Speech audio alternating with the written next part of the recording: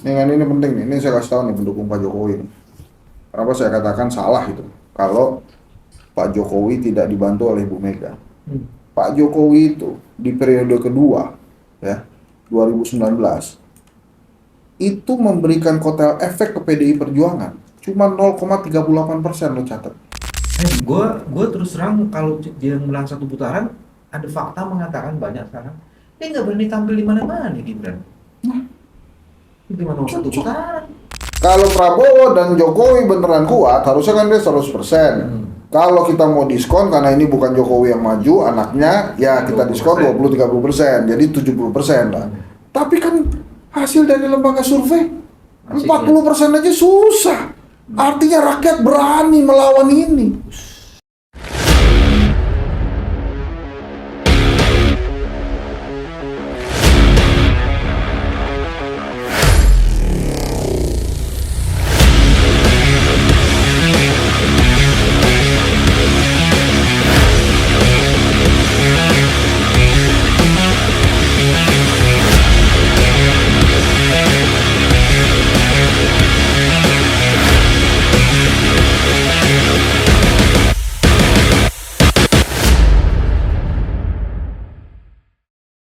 Assalamualaikum warahmatullahi wabarakatuh. Sekarang kita udah sampai di Cirebon. Ini studionya Mas Miwi yang baru. Jadi ini adalah studio pertama dia di luar Jakarta. Kita cek ya. Apa kabar? Baik Bapak. Bokap oke? Alhamdulillah. Nah ini adalah ini krunya ya. Oke, terima kasih. Kita gangguin aja dia. Seperti biasa ya. Assalamualaikum. Teman-teman, sohib saya yang satu ini mulai agak waras setelah tidak waras lama karena keluar dari Indonesia. Dan setelah dia memproklamasikan diri menjadi juru bicara rakyat Indonesia. Berobat di Malaysia beberapa hari, tapi sekarang sudah waras lagi. Enggak. Tiba-tiba hari ini melihat salah satu mantan presiden kita jengkel dan marah. Ya. Saya nggak tahu terus apakah Henry akan marah atau tidak. Hen, apa kabar dulu? Assalamualaikum, Hen. Waalaikumsalam warahmatullahi wabarakatuh. Sehat-sehat. Alhamdulillah. Waras. Apa kabar pemirsa? Suka dengan model saya yang baru ini, yang kalem-kalem gini atau yang ledak-ledak? Itu Mbak Mega, kenapa itu? Kenapa Mega? Itu saya jengkel. Lawan. Udah kayak Yang kemarin Kemayoran. Iya.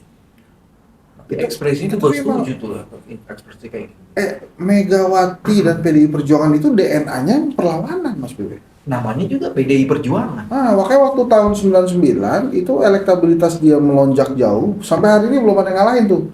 33,75% kalau saya nggak salah. Itu karena DNA perlawanan terhadap Orde Baru. Jadi, begitu perlawanan dia naik kan, berkuasa dia. Pada saat berkuasa, rupanya DNA-nya itu bukan ke sana, turun. Sampai 14%. 2014 ada perlawanan lagi. Siapa yang dilawan? Orde Baru yang diwujudkan dalam bentuk Prabowo Subianto gitu. Kan Tempo bilangnya begitu. Kok Prabowo? Iya dong. Oh, karena dia ada garis 2014. Iya kan ada, dan bahkan Tempo kan nulisnya produk gagal reformasi nih. Orde Baru yang muncul dalam bentuk partai politik lain, kira-kira gitulah. Sampai sekarang kan produk gagal. Ya. Naik lagi PDI Perjuangan 18% sampai 19%. Nah, sekarang kan elektabilitasnya tuh lagi turun tuh trennya. Kenapa? Karena perlawanannya Tanggung. iya tanggung. Nah kemarin Bu Mega Pura-pura melawan. melawan siapa? Ini tadi pura-pura perlawanan gitu. Oh bukan, dia emang ngelawan bener dia tuh, kecewa banget dia. Tadinya pura-pura melawan, sekarang baru diwujudkan. Sekarang diwujudkan. Berani apa tidak gitu kan. Dalam hati gua, wah ibu mah enak, yang awal banyak. Tapi itu kayaknya dia sedang memprovokasi dirinya sendiri deh kayaknya. Ya, karena memang ada kecewaan yang luar biasa kelihatan di diri dia ya. Dan nampaknya memang dia garis bawahi lagi tuh. Akan kemungkinan munculnya Orde Baru yang baru. The New Order Baru. Ya, makanya dia teriak-teriak. Gue sih kemarin ngeliatnya seneng tuh. Ujung-ujungnya kampanye dia. Jadi waktu dia nanti disiarin ya, itu kan udah mantep tuh. Berani tidak. Wow. Dengerin dulu kan nih. Coba. Mestinya ibu nggak boleh ngomong gitu, tapi udah jengkel tau nggak? Tuh kata kuncinya jengkel. Terus langsung kan direspon tuh, lawan. Republik ini penuh dengan pengorbanan, tahu setuju, tidak? ya. Mengapa sekarang kalian yang baru berkuasa itu mau bertindak seperti waktu zaman Orde Baru? Setuju. Itu Arsad Rashid kan di sampingnya tuh. Asal fraksi itu tuh dia takut mengadakan Enggak, dia takut juga tuh. Mau di samping gue kan. duduknya tuh di ujung di kursi gitu. Bingung kan mau ngapain itu, bisa gimana ya? Mau ikut teriak-teriak bawa orang kaya, gitu. Gimana gitu? Masa orang kaya teriak-teriak lawan-lawan itu kan kelihatannya nggak cocok banget gitu. Gitu kan dia direktur perusahaan gede dong. Diskriminasi orang kaya nggak boleh teriak. Boleh. Maaf Pak Arsad Rashid. Ya apalagi ini kan masih terima sumbangan dia kan. Arsad tuh bingung banget. Itu Arsad bener kan? Arsad tuh Nah, beneran. itu kan ada kata kuncinya tuh jengkel, Jengkel. lawan. Hmm. Terus dia bilang baru berkuasa itu siapa, pesan itu kepada siapa? Baru berkuasa. Sudah apa? Sudah bertindak seperti Orde Baru. Apa cuy? Coba. Iya begitu. Apa coba? N. Baru berkuasa bertindak seperti Orde Baru. Tuh ada tulisannya tinggal dibaca ya Allah. Baru berkuasa bertindak seperti Orde Baru ya. Emang berkuasa siapa? Pak Jokowi kan. Jadi pada saat Bu Mega pidato begini ada dua hal yang ingin dia sampaikan. Yang pertama bahwa dia tidak setuju dengan Orde Baru. Yang kedua Jokowi itu bukan dia.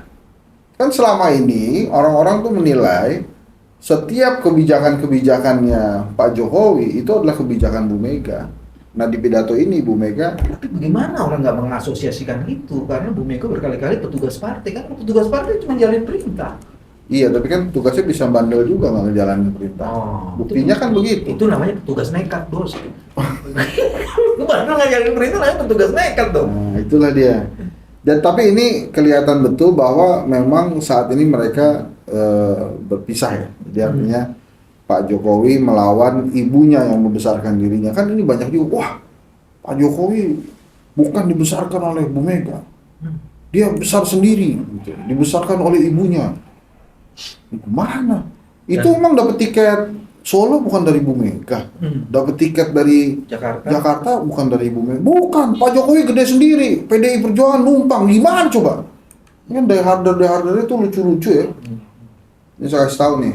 Lugu-lugu. Ini penting nih. Ini saya kasih tahu nih pendukung Pak Jokowi nih. Kenapa saya katakan salah itu? Kalau Pak Jokowi tidak dibantu oleh Ibu Mega. Pak Jokowi itu di periode kedua ya 2019 itu memberikan kotel efek ke PDI Perjuangan cuma 0,38% lo catat.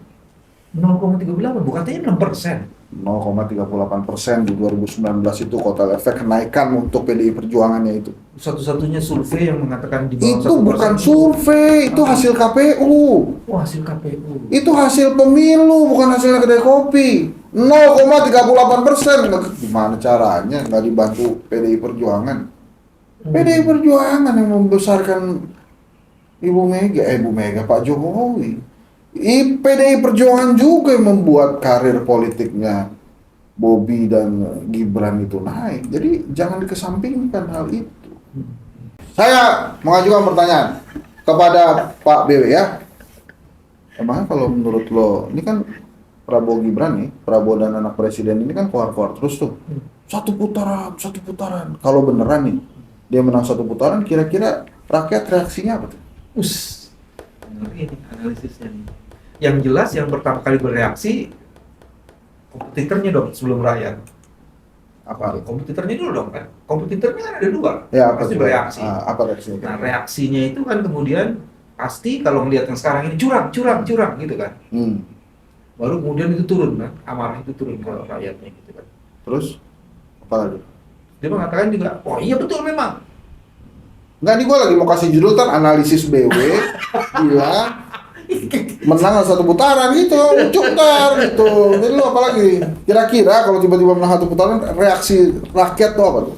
Hen, gua terus terang kalau dia menang satu putaran, ada fakta mengatakan banyak sekarang dia nggak berani tampil di mana-mana Gibran. Gimana mau satu putaran? Cocok, ada fenomena belimbing sayur tuh kan. Netizen terus cari ya. Gue juga, udah gitu ada dua nih fenomena baru nih, OOT maaf ya. Dia bilang begini Terus ada. jelasin dulu tuh belimbing sayur maksudnya. Ya gue nggak tahu, pokoknya itu sebutan buat anak presiden tuh belimbing sayur. Terus satu lagi tuh Kak, lo jangan Gibranin gue dong, selama ini kan kita udah sahabatan. Itu ada netizen tuh, Lu jangan Gibranin gua. jangan Gibranin gue dong, kita tuh kan udah sahabatan lama, lo Gibranin gue gitu. Raka kenapa engkau begitu sekarang? Pokoknya, nah itu juga pertanyaan ya. Ini kita lompat-lompat nggak apa-apa pemirsa ya. Itu tadi tuh. Agak gila kita acara kali ini. Nih ya, itu bener loh Mas, karena hari ini dikabarkan Prabowo dan Gibran itu tidak turun ke masyarakat, memanfaatkan kampanye yang hanya 75 hari. Harusnya kalau serius mau berkompetisi, setiap waktu ini digunakan. Enggak, kalau Prabowo masih dong. Dia pergi ke Surabaya. Mas Gibran enggak. Enggak, Mas Gibran enggak. Kenapa tuh? Karena dia yakin banget ya. Dia enggak pergi ke mana. My Daddy, ada My Daddy. Mas tuh. Tapi kan yang penting gambarnya ada di mana-mana ya. Sekarang ini era digital cuy. Gini lah. Nih ya, Gambarnya di mana-mana. nih kalau beneran nih Prabowo Gibran memecahkan rekor. paling banyak tidak hadir acara debat. Gak, gue terus terang males Mas ngomongin dia lagi tuh. Ya gimana sih, udahlah dia kan dibantuin bapaknya, ya udah deh. Lo nggak mau di Gibranin? Udah, tenang aja lah gitu. Nanti jadi ini lagi nih, Gibran diminta adu gagasan dengan anak Anies Baswedan. Udahlah, nggak mungkin mau dia, awok pokoknya. Tahu gitu itu awok. Bener ya. Itu bahasa gaul banget itu bang. Awok itu dia tuh. Iya makanya. Gibran nulis. Iya makanya. Udah deh, pokoknya lu mau minta apa? Gibran ini awok ya jawabannya. Gini ya, kalau memang Prabowo dan anak presiden ini kuat, Prabowo dan Jokowi itu kalau matematika dasar harusnya kan 100% elektabilitas itu. Kan Karena? kalau 2014 2019 digabung soalnya 100%. Kalau emang ini benar-benar kuat 100%, ya oke lah, ini bukan Jokowi lah, ini anaknya Jokowi. Ya kita diskon lah 20-30%, 70% harusnya. Nah, sampai hari ini Tadi lu bilang KPU mengatakan elektoralnya Pak Jokowi itu oktel total itu beda-bedanya yang mau gue ceritain ini matematika dasar. Oke. Kalau Prabowo dan Jokowi beneran kuat, harusnya kan dia 100%. Kalau kita mau diskon karena ini bukan Jokowi yang maju, anaknya ya kita diskon 20-30%, jadi 70% lah. Tapi kan hasil dari lembaga survei 40% aja susah. Artinya rakyat berani melawan ini. Nggak semuanya setuju ini dengan kombinasi yang katanya maut ini. Artinya apa? Bisa kalah. Ini lu jadi juru bicara rakyat nih sekarang. Ya. Jadi artinya, ini nyambung dengan Bu Mega kemarin juga. Jadi kalau dibilang ini kuat, iya kuat, tapi apakah pasti menang? Loh, kenyataannya 40% aja susah. Jadi rakyat Indonesia tuh memahami juga fenomena awok-awok ini. Apa lu nggak underestimate? Dia dengan 40% dan dia yakin banget dengan nggak usah kampanye dia akan dapat banyak. Dia yakin banget tuh. Itu gimana caranya? Ya kan gini, sembako, BLT, bansos itu kan sampai bulan Juni aman bos. Nah kemarin gua 430 triliun. Gua habis viral Mas ngomongin gitu. Wah, 430 triliun, 7 jenis bansos apa gua mau sebut 7 jenis bansos? Nggak usah. Itu ntar jadi lagu tuh. Apa tuh? Siapa tuh dulu lagunya? 9 bahan pokok. Ada tuh penyanyi tuh dulu tuh. 9 bahan Nggak gitu. Itu lagunya Mairama itu. Oh ya, kemarin terima kasih ya sudah menyaksikan pidato politik saya. Nanti saya akan pidato lagi di refleksi akhir tahun ya. Enggak, ini Mbak Mega tadi udah mulai masuk. Ujungnya apa tuh setelah marah-marah itu? Tapi kan kalau cuma marah-marah tidak membangkitkan semangat perlawanan dan perjuangan, cuma lawan. Mas, ini Mas ya. Bentuknya apa Ini mohon perlawanan maaf ya. itu? Gua harus mengakui bahwa saat ini tokoh politik Indonesia yang menjunjung tinggi demokrasi itu yang namanya Ibu Megawati Soekarno Putri. waktu 2004 bilang dia memiliki hasrat berkuasa, nggak akan ada tuh orang yang namanya Susilo Bambang Yudhoyono bisa maju santai ke dalam kontestasi pilpres. Pasti akan ditahan sama Ibu Mega. Nggak dikasih izin tutup. Apaan gitu kan? Ya gimana caranya kan, pokoknya bisa aja lah dikalahkan. Tapi Ibu Mega ini dengan legowo, walaupun dia berkuasa saat itu, fair play. Walaupun dia akhirnya harus kalah. Kalau dibandingin dengan sekarang maksud lo? Siapa yang sekarang? Iya dong. Iya. Lo bisa ada pembanding lo. Iya, kalau dibandingkan dengan sekarang. Baru berkuasa. Itu katanya Mbak Mega. Apa kata Bu Mega? Gue nyetir itu aja pas aman. Baru berkuasa seperti Bertindak Orde Baru. bertindak Ah. sampai Baru berkuasa sudah bertindak seperti Orde Baru. Kan Bu Mega nggak begitu. Berkuasa dulu baru bertindak seperti Nah, orang baru. tadi kan nanya Mas BW, jangan lupakan pertanyaan Anda dong. Anda ini Makanya jadi saya balikin persoalan. tadi.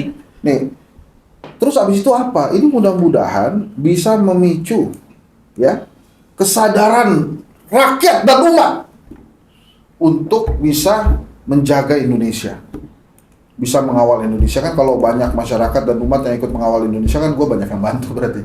Kan gue ngawal Indonesia kan, kemarin gue nggak mau di mana-mana kan alasan gue ngawal Indonesia. Jadi kalau banyak yang ngawal bagus. Tapi sebelum Bu Mega ada 2 wakil presiden bersuara.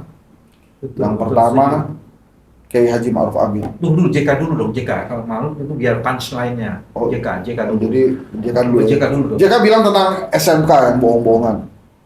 JK bilang gitu tuh. Tapi Kiai Ma'ruf, Nah, ini baru. ini dia bilang harus netral, dan dia keras sekali bicara ke aparat.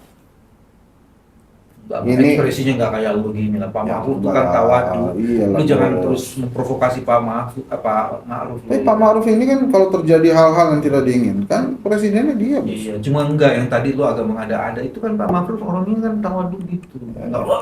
Enggak, harus netral. Harus netral. Tapi ntar nggak banyak subscriber nggak apa-apa. Ini selamat ya Mas BW ya, menembus 100.000 subscribernya. Ini saya senang sekali. Dulu tuh sebelum mengundang saya dan udah Ferry tuh ya kasihan deh. Kasihan sih kamu. Sekarang udah 100.000, baru 100.000 subscriber, udah lagu-laguan jadi Dewan Pakar.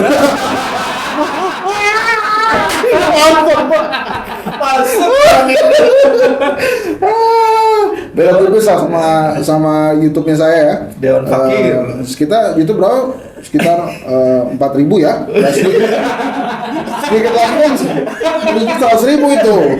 Ya. Jadi saya minta tolong lah. Tidak juga ke YouTube-nya saya. Ya ditambah-tambahin terus subscriber. Ya. Minimal tuh saya bisa jadi Dewan Pakar.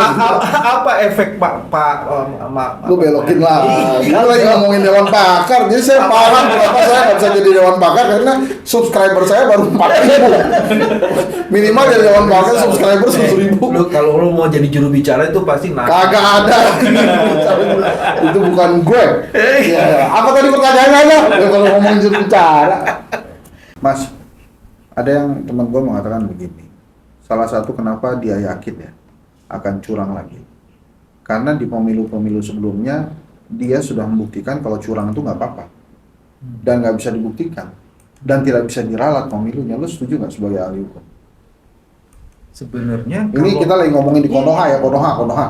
kalau Di Konoha dulu ngomong di Konoha.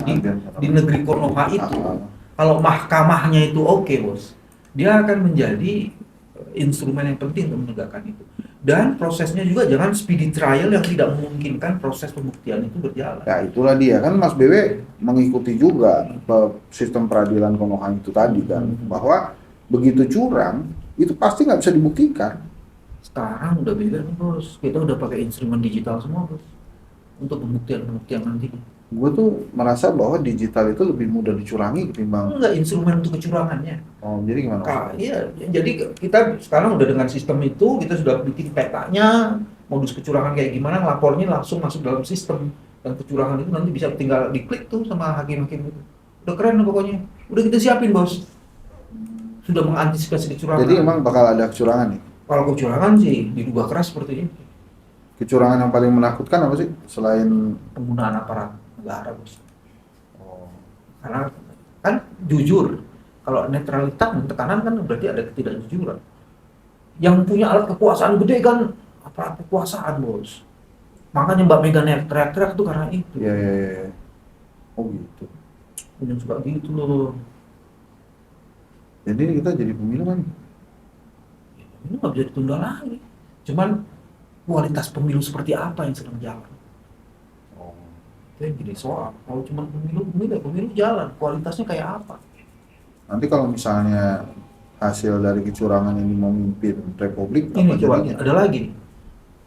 Kan orang kampanye tuh campaign, Bos, untuk ketemu orang. Masa disembunyikan, dirahasia? Enggan ungkap lokasi kampanye Prabowo hari ini. Gibran bilang rahasia nih ya. Pemilu rahasia-rahasiaan. Gimana sih? Awok. Lu pulang dari luar negeri bukannya sehat? Gue nggak tertarik men ngebahas anak presiden ini, asli. Karena apa yang mesti kita bahas, dia udah jelas-jelas anak presiden, udah. Dia mau gimana? Segala macem. Oke deh, sekarang prediksi lo apa nih? Udah nggak bahas itu, prediksi lo apa sih? Pemilu jadi apa enggak? Jadi, dan ini 2 putaran. Oke. Dan gue berdoa Di putaran kedua itu di putaran kedua itu kita rakyat Indonesia membantu balik lagi. Pak Prabowo untuk konsisten. konsisten apa? Jadi marilah kita bantu Pak Prabowo supaya konsisten.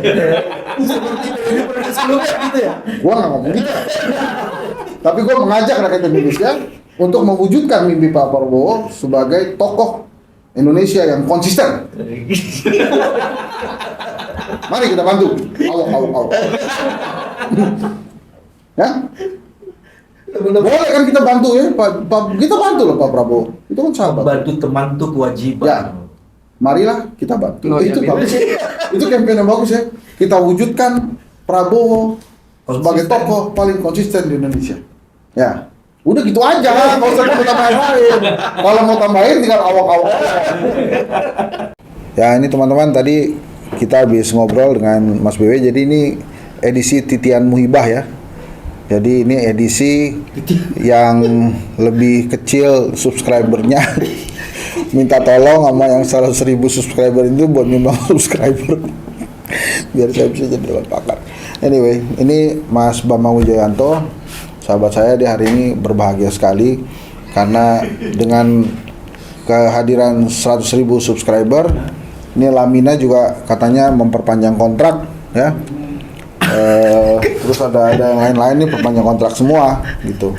Saya ingin menuju ke sana, gitu ya. Ini Universitas Juanda juga kontrak juga. Kok lu bisa sih ngambilin sponsor dari universitas? Kan lu maksudnya cinta akademik dong. Justru Kalau dia mau membantu kan termasuk gua kan sulit menolak. Oh iya. Itu kita mesti Saling itu dong apa kata-kata hari ini dong buat subscriber saya. Yes.